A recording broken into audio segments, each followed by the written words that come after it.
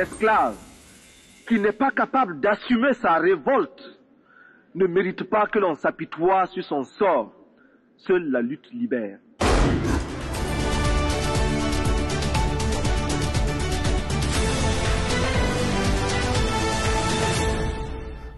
Aujourd'hui, nous allons aborder l'État fédéral africain, c'est-à-dire la création des États-Unis d'Afrique. Nous avons dit qu'après avoir satisfait nos 14 besoins, nous devons, pour être encore plus efficaces, sinon plus efficients, créer l'État fédéral africain. Cette création de l'État africain peut se faire en moins d'un mois. Pourquoi? Parce que c'est une décision politique. Il suffit simplement de mettre ce qu'on appelle une ceinture politique autour de ces 54 pays africains. Ça veut dire les 54 pays africains se réunissent et prennent la décision de créer un État fédéral. C'est une décision politique qu'il faut prendre. Donc, si on prend la décision politique, on met donc ce qu'on appelle une ceinture politique, je ne fais que me répéter, autour de 54 pays africains, et il sort un être moral qu'on appelle l'État fédéral africain. Cet État fédéral africain aura 6 compétences. Dans un premier temps, quitte à augmenter ses compétences avec le temps, mais dans l'immédiat, lui donner 6 compétences. Les 6 compétences sont la douane, la frontière, c'est-à-dire tous les autres pays qui ne sont pas en Afrique auront donc des frontières avec l'Afrique. Donc, l'Afrique formant désormais un seul État fédéral, a des frontières avec les autres. Et c'est l'État fédéral africain qui va gérer la douane et la frontière. Ça, c'est la première compétence. La deuxième compétence, c'est la diplomatie. La diplomatie, c'est-à-dire que l'Afrique, formant toujours un seul État, aura désormais un seul ministère des Affaires étrangères. Exactement comme tous les États fédéraux, que ce soit l'État fédéral américain, l'État fédéral canadien, l'État fédéral chinois, etc. Donc nous aurons une même diplomatie et c'est l'État fédéral africain qui va gérer cette politique étrangère. Troisième compétence, ce sont les PTT, postes et télécommunications. Lorsque vous écrivez, vous envoyez un colis aux États-Unis d'Amérique, qui sont 50 États, on ne paye pas 50 thèmes. On paye un seul thème, et c'est l'État fédéral qui encaisse. Donc, on va donner à l'État fédéral africain la responsabilité de gérer les PTT. Voilà les 3 premières compétences qu'on appelle les compétences naturelles. Maintenant, à ces 3 compétences s'ajoutent 3 autres compétences, à savoir la monnaie unique africaine. La monnaie unique africaine dont nous avons initialement parlé sera gérée par l'État fédéral africain. C'est-à-dire, il y a, rappelons-le, la Banque centrale africaine, qui sera donc gérée par l'État fédéral africain. Cette Banque centrale africaine va coiffer toutes les banques centrales nationales. Lesquelles banques centrales nationales coiffent toutes les banques commerciales qui sont en relation directe avec les agents économiques que sont les ménages, les entreprises, les collectivités territoriales. Et la politique monétaire sera décidée par la Banque centrale africaine. Et au conseil d'administration de la Banque centrale africaine siègent les banques centrales nationales. Ça veut dire la décision prise au niveau du conseil d'administration de la Banque centrale africaine, ces décisions se répercutent directement sur les banques commerciales. Et cette répercussion s'est faite par les banques commerciales, lesquelles banques commerciales ont été initialement instruites par les banques centrales nationales. Donc la politique, répétons-le, la politique monétaire sera décidée par la Banque centrale africaine. Et cette monnaie unique africaine, elle sera gérée, elle sera conduite dans l'intérêt des peuples africains. Exemple, c'est la Banque centrale africaine qui va décider un taux d'intérêt directeur, admettons, de 1%. Et puis, toutes les banques commerciales vont recevoir cette instruction et comme elles font du commerce, elles vont ajouter par exemple une marge, sinon un bénéfice de 2%, 1% plus 2%, ça fait 3%. C'est ce que les banques commerciales vont facturer à leurs clients qui sont, répétons-le, les ménages, les entreprises et les collectivités territoriales. Voilà. Donc, la monnaie, répétons-le, la monnaie unique africaine relève de la compétence de l'État fédéral africain. Après, il y a la 5e compétence, c'est la défense et sécurité. La défense et sécurité, l'Afrique actuelle souffre des guerres à ne pas finir, parce que justement, l'Afrique est désunie. Mais s'il y a l'État fédéral africain, on aura une armée fédérale africaine. C'est cette armée fédérale africaine qui va mettre hors d'état de nuire tout ce qui trouble l'Afrique. Tout ce qu'on appelle les terroristes, tout ce qu'on appelle les rebelles, tout cela, ils seront mis hors d'état de nuire, parti par l'armée fédérale africaine. Et tous les pays d'Afrique vont connaître une véritable paix, une véritable sécurité. Pour mémoire, rappelons avec force qu'il y a un petit pays qu'on appelle Rhode Island, qui a 3000 km² et au moment où nous parlons, qui est peuplé de 1 200 000 personnes. Mais si les 54 pays africains s'attaquaient militairement à ce petit pays, eh bien, en moins d'un mois, je dis bien en moins d'un mois, ces 54 pays africains seront tous mis en poussière.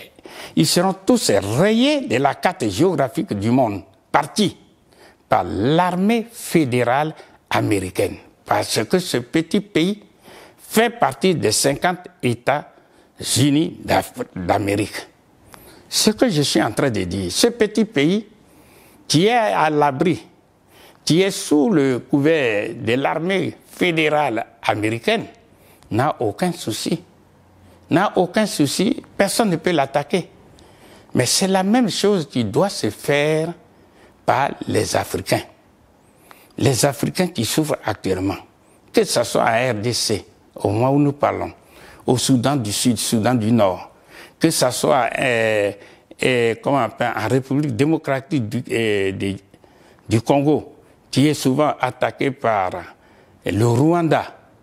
Tout ça, tous ces conflits vont disparaître parce que l'armée fédérale africaine sera outillée, sera puissamment armée, aura les armes militaires qu'il faut pour pouvoir se rendre invincible.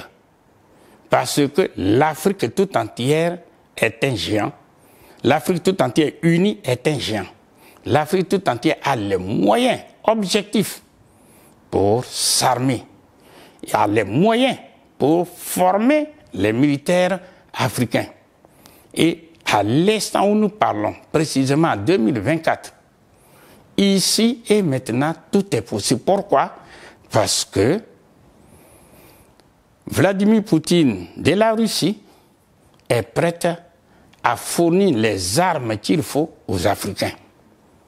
Hier, les Africains achetaient des armes, ou du moins donnaient de l'argent pour acheter des armes à l'Occident.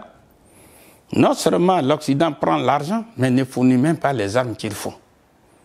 Pourquoi? Parce que il faut que les Africains prennent conscience, il ne faut jamais armer un esclave. Parce que si on arme un esclave, non seulement il ne va plus se soumettre au maître, mais il peut même tuer le maître. C'est ça la thèse. Et c'est ça qui, depuis 6 siècles, qui dure. Il est urgent.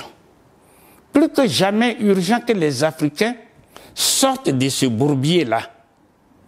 Ceux qui pensent, les dirigeants qui pensent aimer vraiment leurs compatriotes, c'est le moment de se décider à rentrer immédiatement dans l'AES, Alliance des États du Sahel. Parce qu'au moment où on devrait attaquer le Niger, au moment où la France et ses alliés européens ont décidé, en un mot qu'on appelle l'OTAN, ont décidé de s'attaquer au Niger, le Mali, tout comme le Burkina, ont réagi instantanément pour dire si vous attaquez le Niger, eh bien vous nous attaquez, donc nous rentrons immédiatement en guerre.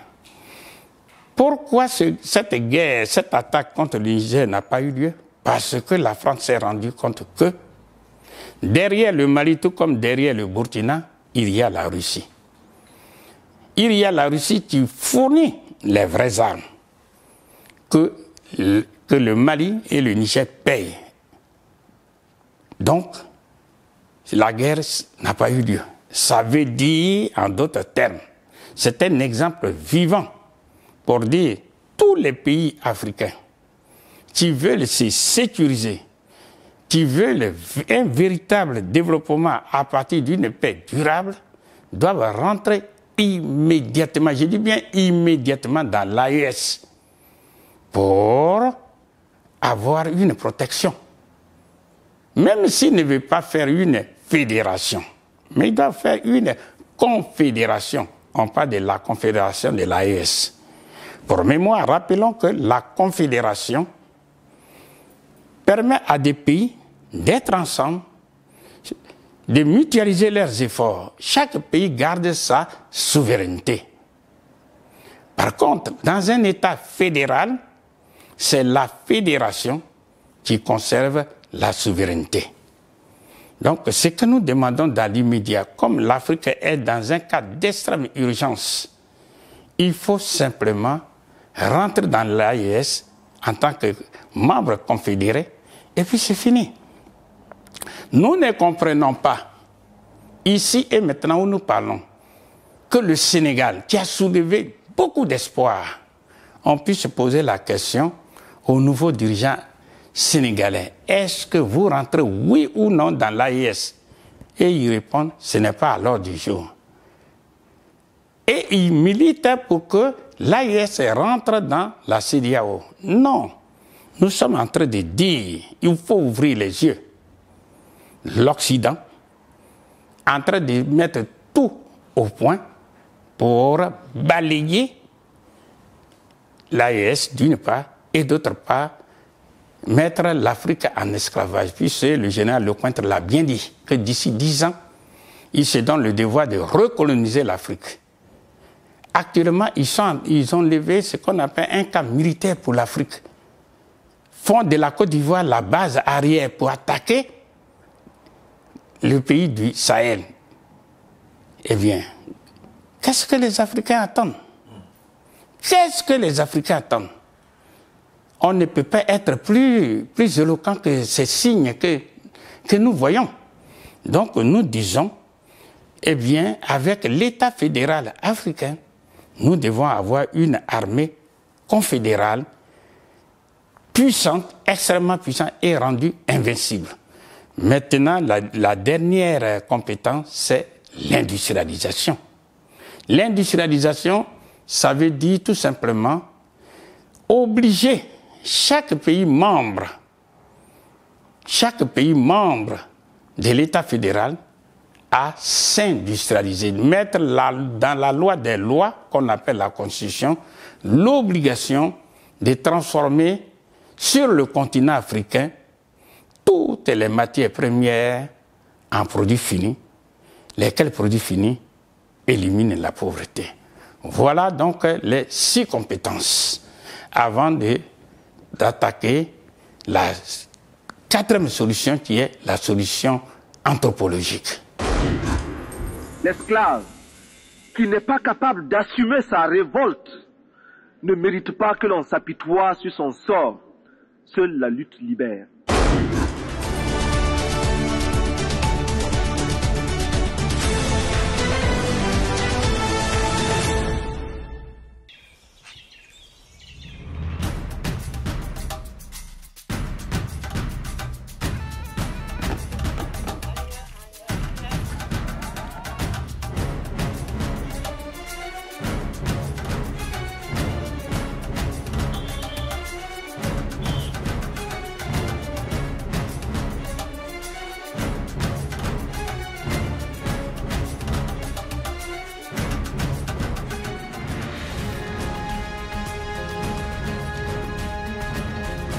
NCA, la nouvelle chaîne africaine.